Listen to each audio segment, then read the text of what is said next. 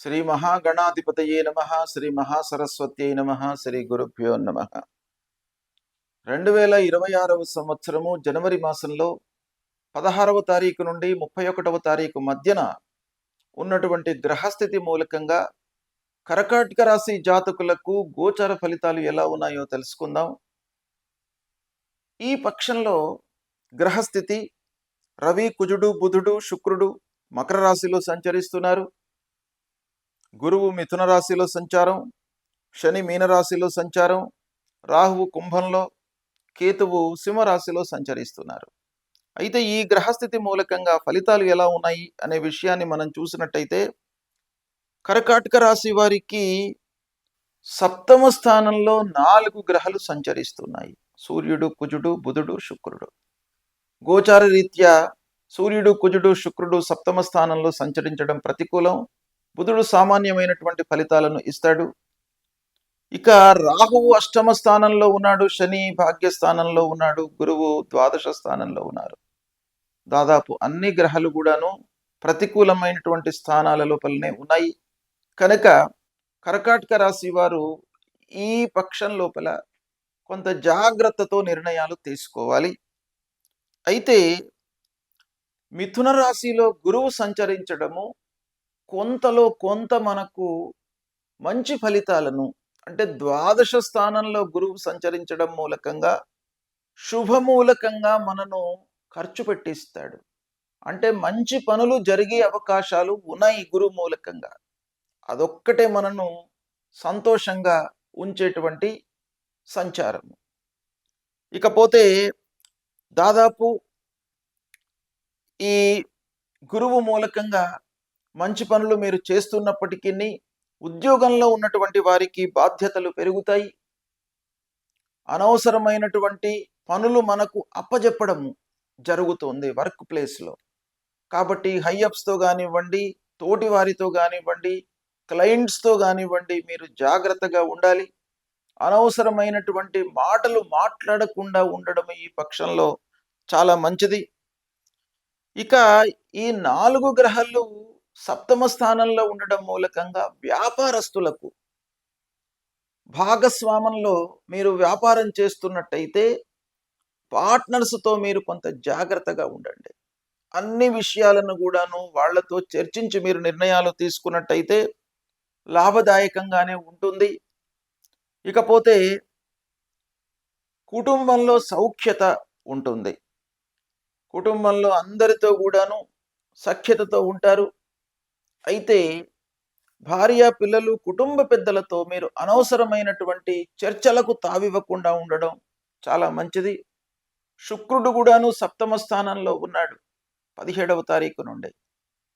కనుక మన సంతృప్తికి, ఆనందానికి కారణము కనుక శుక్రుడు. అలాంటి శుక్రుడు గోచార రీత్యా మనకు సప్తమ స్థానంలో ఉండడం మూలకంగా కొన్ని ఇబ్బందులు ఉన్నప్పటికీ చతుర్థాధిపతి అయినాడు గనక మన చేతిలో ఆ సంతోషము, ఆనందము అనేటువంటిది ఉంటుంది. మీరు ఒకవేళ అనవసరమైనటువంటి చర్చలను ముందుకు తీసుకువచ్చి చర్చించినట్టయితే కలహాలు, మనోవ్యధ ఇలాంటివి కలిగేటువంటి అవకాశాలు ఉంటాయి. కాబట్టి దాన్ని మీరు సద్వినియోగపరచుకోండి. ఆరోగ్యంపై మనస్సు నిలపండి. వర్క్ లోడ్ పెరుగుతుంది ఉద్యోగస్తులకు కనుక ఆరోగ్యాన్ని నిర్లక్ష్యం చేయకుండా ఉండండి. ఆహార నియమాలను పాటించండి. ఇకపోతే విద్యార్థుల విషయము ప్రత్యేకంగా మనము ఈ పక్షంలో ఆలోచించినట్టయితే విద్యార్థులకు కొంత మంచి సమయమే. ఎందుకంటేను పంచమాధిపతి అయినటువంటి కుజుడు ఉచ్చ స్థానంలో ఉన్నాడు ఈ పక్షం లోపల. గోచార రీత్యా ప్రతికూలమే అయినప్పటికీ కాంబినేషన్ పరంగా మనం చూసినట్టయితే మీరు కొంత మనస్సు నిలిపి టైం వెచ్చించి మీరు పనులు చేసినట్టయితే విద్యార్థులకు మంచి ఫలితాలు కలిగే అవకాశం ఉంది. ఇక ప్రయాణాలు జాగ్రత్తగా చేయాలి. అష్టమంలో రాహు ఉన్నాడు కాబట్టి అనవసరమైనటువంటి ప్రయాణాల మూలకంగా మీకు శారీరక ఇబ్బందులు, మానసిక ఇబ్బందులు, ఖర్చులు, అలసట ఇలాంటివన్నీ కూడాను తలెత్తే అవకాశం ఉంది గనక ప్రయాణాలను జాగ్రత్తగా చేయండి. ఇకపోతే ఈ అష్టమ రాహువు యొక్క ఫలితాలను రెక్టిఫై చేసుకోవడానికి మీరు ఆధ్యాత్మికతను పెంచుకోండి. భగవంతుడిపై మనస్సు నిలపడము, ధ్యానం చేయడము, ఇలాంటివి చేసినట్టయితే అష్టమ రాహు యొక్క దుష్ప్రభావము తగ్గుతుంది. ఇకపోతే భాగ్యస్థానంలో శని ఉన్నాడు. అది కూడాను మనకు కొంత అనర్థమే. అయితే అదృష్టం పైన మీరు ఆధారపడకుండా మీ శక్తియుక్తులపైన ఆధారపడండి. ఆత్మవిశ్వాసాన్ని పెంచుకోండి. తప్పకుండా ఆ శని మూలకంగా కలిగేటువంటి ఇబ్బందులు దూరమవుతాయి. ఏదేమైనప్పటికీ ఆర్థికమైనటువంటి ఇబ్బందులు తలెత్తే అవకాశాలు ఉన్నాయి కాబట్టి ఖర్చులను నియంత్రించుకోవడము, ఆదాయ మార్గాలను అన్వేషించడము ఈ మాసంలో, ప్రత్యేకంగా ఈ పక్షంలో 16 నుండి 31 వరకు అవసరము. పెద్దల యొక్క సూచనలను మట్టుకు మీరు ఇగ్నోర్ చేయకండి. తప్పకుండా వాళ్ళ జీవితంలో ఉన్నటువంటి అనుభవాన్ని దృష్టిలో పెట్టుకొని మీకు సలహాలు సూచనలు ఇస్తూ ఉంటారు గనక దాన్ని మీరు పాటించడానికై ప్రయత్నాలు చేయండి. సత్ఫలితాలను పొందుతారు.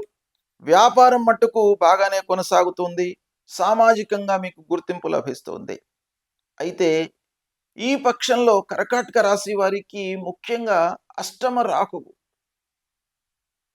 మూలకంగా కొన్ని ఇబ్బందులు కలిగే అవకాశాలు ఉన్నాయి గనక అష్టమ రాహువు నుండి మీరు విముక్తులు కావడానికై రాహువుకు సంబంధించినటువంటి మూలమంత్రాన్ని ప్రతినిత్యం చదువుకోండి.